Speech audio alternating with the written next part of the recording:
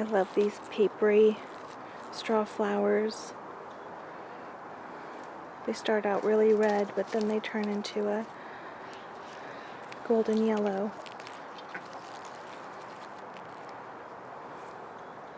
And then there's some pink ones. Yeah, I can't believe they are still alive. I've never grown them before until last year.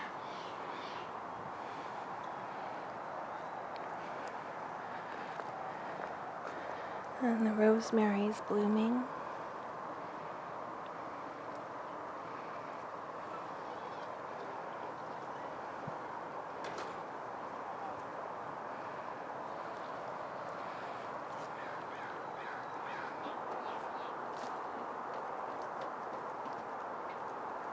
Good girls.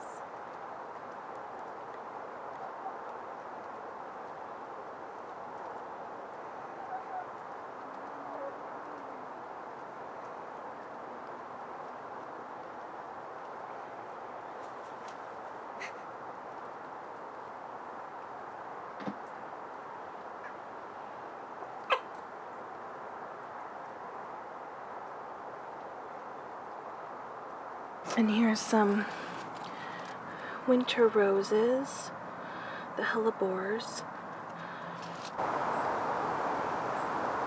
Hello everyone, Happy New Year. I hope 2026 is treating you well and that you've been reading some fantastic books that are bringing you some solace these days.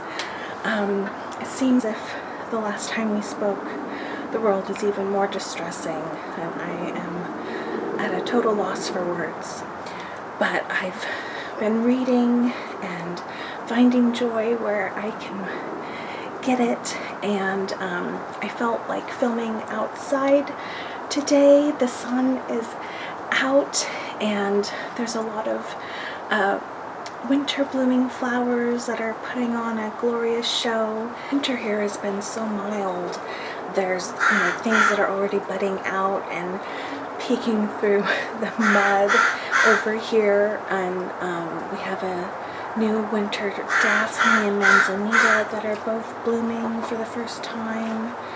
And yeah, these carnations, these perennial carnations that come back. So it's just been really, really fun, and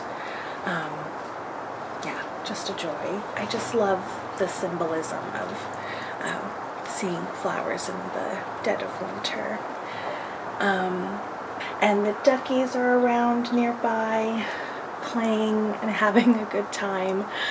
They can be boisterous, so I apologize if they are too noisy in a couple seconds. But anyways, January tends to be a time of reflection for me, and I got a new reading journal which I have handy. I just wanted to share some not resolutions necessarily, but just things that I'm anticipating, and I guess intentions that I have for this year. So let's take a look.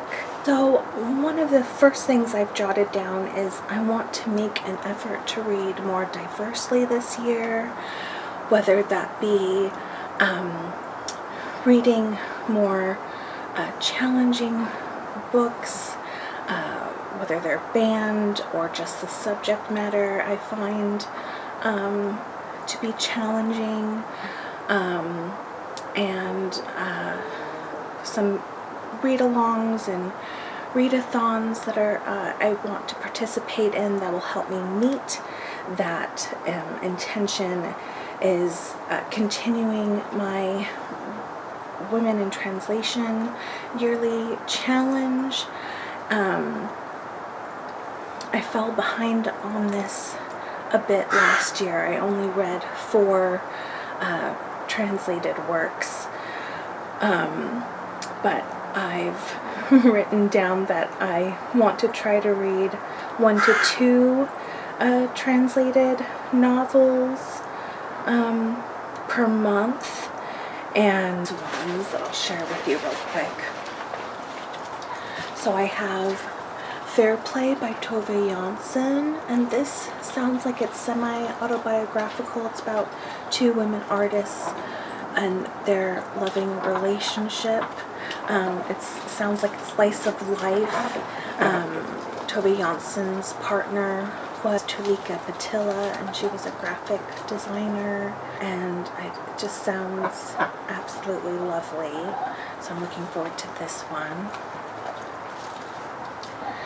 And then I have this one, the Book of Disappearance by Ibtisām Azim, and this sounds like a very timely book. It's a speculative fiction, but it sounds more like real life. It's one day, what would Israel do if every Palestinian suddenly disappeared? This is going to be a bit harrowing, but yeah, important book, I think. And then I have The Wall by Marlen Haushofer, and she's an Austrian writer, and I probably should have told you who translated them. Sorry, guys. Fair Play is translated from the Swedish by Thomas Teal. The Book of Disappearance is translated from the Arabic by Sinan Antoun, which I believe is Ibtisam's husband. And The Wall is translated from the German by Sean Whiteside. I believe this is another speculative fiction, sort of sci-fi, where a woman who lives alone, it's just her and her herd of various different animals, suddenly wakes up with this wall that's separates her from the rest of the world, and how she survives on her own. So this one sounds interesting. Hi, Tuckies. And then I have a fantasy, The Amberglow Candy Store, written by Hiyoko Kurisu, and it's translated from the Japanese by Matt Travaud. And this sounds really fun. It's about a fox spirit who owns and runs this candy store, and it's a short story collection of all the different customers who come in for a bit of guidance. It just sounds so whimsical. So I'm forward to reading all of these this month. No Page Turners with Katya hosts a Reading Around the Globe read along with Jack from Spread Book Joy and Roz from Sky Dandling about the books. And I believe the book that we're reading for this month is An African in Greenland by Tete-Michel Kpomassie. Still waiting for that one to come through at my library, but I'm looking forward to reading that because I've never read Kpomassie before. Ellen Made Book Club has created a diversity bingo card that will be really fun to play along with this year.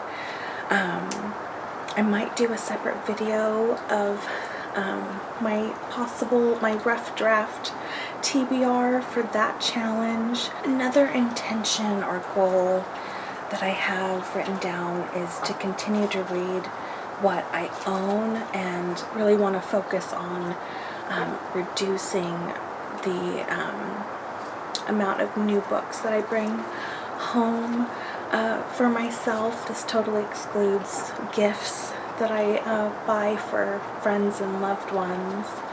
But yeah, I've set up, I have a plan set that if whatever new book I bring home, I have to donate one to a little free library.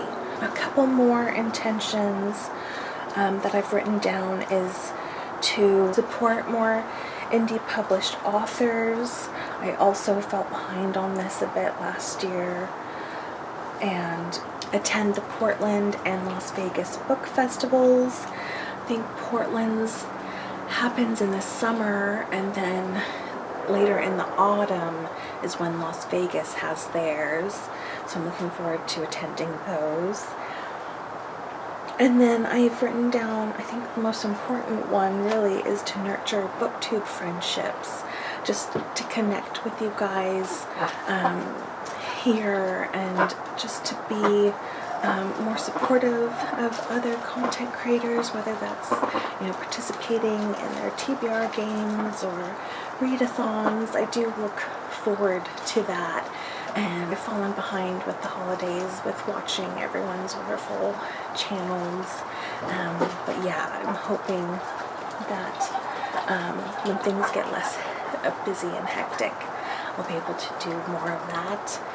Another fun anticipation is Kim from Expedition Through Pages has brought back the new installment of her TBR Trek game, and she's even invited 3 other content creators along with her hilarious mother to be team leaders, and yeah, I think there's still time to join, and everything will be linked down below for you to check out. But yeah, right now I got put on Amy and Jordan's team, and each team has their own prompt, and our prompt was mythology, and so I'm reading The Wolf and the Whale by Jordanna Max Brodsky and loving it. It's, oh my gosh, it's so amazing. It's my kind of epic fantasy. So yeah, that will be another source of joy for this year. And then I have my TBR authors for 2026. There's some that I had to pull from last year that I just didn't get around to, like Percival Everett and George Eliot, Edith Wharton, let's see, Lois McMaster Bujold. I have a new challenge that was inspired by one of my Book Miss videos, where I asked friends and family what their favorite books were, and so I have a couple authors from that, such as Eric Maria Remarque. I really want to read The Arch of Triumph, and Neil Stevenson. Anathem was a friend's favorite, and then reading my first Western by Louis L'Amour, because my dad, that's his favorite author. And then I have, forget who is running it, but there's a Nobel Prize for Literature challenge where it's all the reading from all the women authors who've received the Nobel Prize. And so I really want to read Hong Kong, who won the Nobel Prize for Literature last year. And so those are some of my reading intentions for this year. I really hope and pray that the year will be filled with beautiful moments, wonderful books for us all. And thanks so much for listening. I'll see you real soon. Take good care. Bye-bye.